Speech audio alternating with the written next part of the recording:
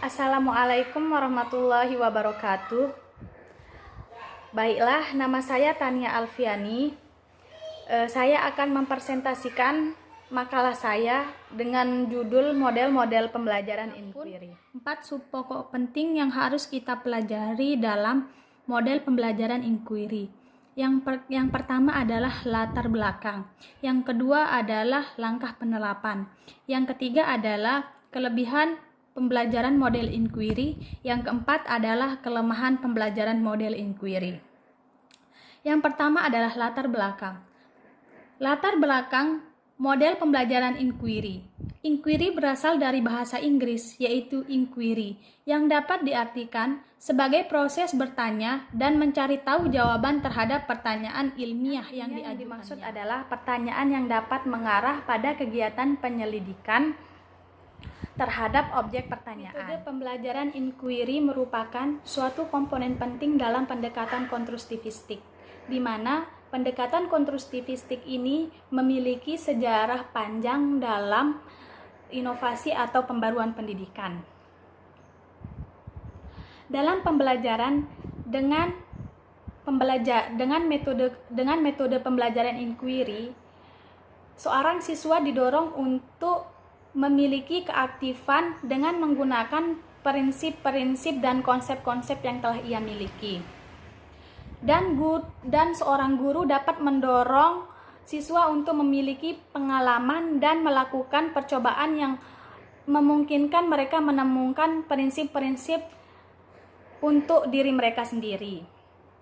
Nah, di sini Piaget memberikan definisi pendekatan inquiry sebagai pendidikan yang mempersiapkan situasi siswa untuk melakukan eksperimen sendiri, mengajukan pertanyaan-pertanyaan dan mencari sendiri jawaban dari pertanyaan yang telah mereka ajukan.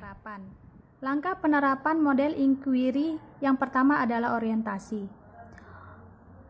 Langkah orientasi merupakan langkah pembinaan suasana atau iklim pembelajaran yang responsif, yaitu guru merangsang dan mengajak siswa untuk berpikir dan memecahkan masalah. Beberapa hal yang dapat dilakukan dalam tahap orientasi yaitu menjelaskan topik, tujuan dan hasil belajar yang diharapkan akan dicapai siswa. 2. Menjelaskan pokok-pokok kegiatan untuk mencapai tujuan. 3. Menjelaskan pentingnya topik dan kegiatan dalam belajar sebagai motivasi bagi siswa. 2. Merumuskan masalah. Yang dimaksud dengan merumuskan masalah adalah langkah membawa siswa pada suatu persoalan yang mengandung teka-teki. Persoalan yang tersajikan adalah persoalan yang menantang untuk dipikir.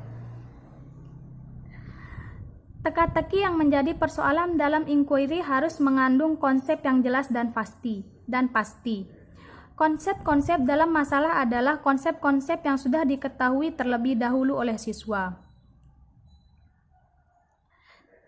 3. Merumuskan hipotesis. Hipotesis adalah jawaban sementara dari suatu permasalahan yang sedang dikaji. Sebagai jawaban sementara, hipotesis perlu diuji kebenarannya. Salah satu cara yang dapat dilakukan guru untuk mengembangkan kemampuan hipotesis pada siswa adalah dengan mengajukan pertanyaan yang dapat mendorong siswa untuk merumuskan berbagai perkiraan kemungkinan jawaban dari suatu permasalahan. Yang keempat, mengumpulkan data. Mengumpulkan data adalah aktivitas menjaring informasi yang dibutuhkan untuk menguji hipotesis yang diajukan. Proses pengumpulan data membutuhkan motivasi yang kuat dalam belajar, ketekunan dan kemampuan menggunakan potensi berpikir. Tugas guru dalam tahap ini adalah mengajukan pertanyaan yang mendorong untuk berpikir mencari informasi yang dibutuhkan. Yang kelima, menguji hipotesis.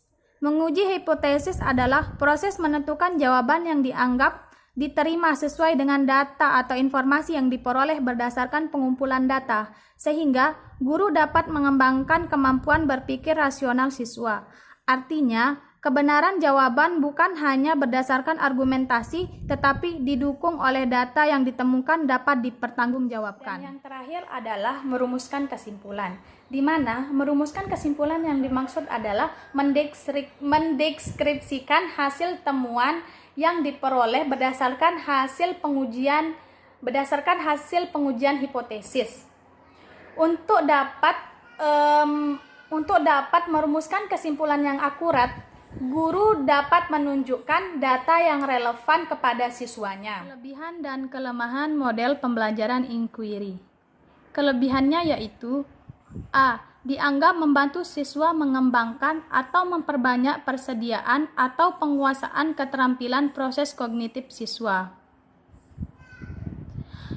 B. Strategi penemuan membangkitkan gairah belajar siswa.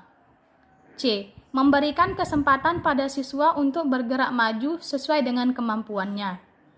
D. Siswa mampu merangkai proses belajar sendiri. E. Membantu memperkuat pribadi siswa. F. Strategi berpusat pada anak. G. Membantu perkembangan siswa menuju skeptisisme yang sehat dan menemukan kebenaran akhir dan mutlak. Adapun kelemahannya yaitu dipersyaratkan keharusan adanya persiapan untuk cara belajar ini. B. Metode ini kurang berhasil untuk mengajar di kelas. C. Harapan yang ditimpakan pada strategi ini mungkin mengecewakan guru dan siswa yang sudah terbiasa dengan perencanaan dan pengajaran secara tradisional. D. Metode ini dianggap terlalu mementingkan perolehan pengertian dan kurang diperhatikan diperolehnya sikap dan keterampilan. E. Fasilitas mencoba ide-ide mungkin belum lengkap. Kesimpulannya adalah model inquiry merupakan model pembelajaran yang penyajiannya memberikan kesempatan kepada siswa untuk menemukan informasi dengan atau tanpa bantuan guru. Model inquiry juga dapat diartikan sebagai rangkaian kegiatan pembelajaran yang menekankan proses berpikir secara kritis dan analitis untuk mencari atau menemukan sendiri jawaban dari suatu pertanyaan. Tujuan model pembelajaran inquiry adalah 1. Mengembangkan sikap dan keterampilan pada siswa. 2. Mengembangkan kepercayaan diri kepada siswa untuk memecahkan suatu masalah atau memutuskan suatu objek secara tepat. Sekian presentasi dari saya, kurang lebihnya mohon maaf. Wassalamualaikum warahmatullahi wabarakatuh.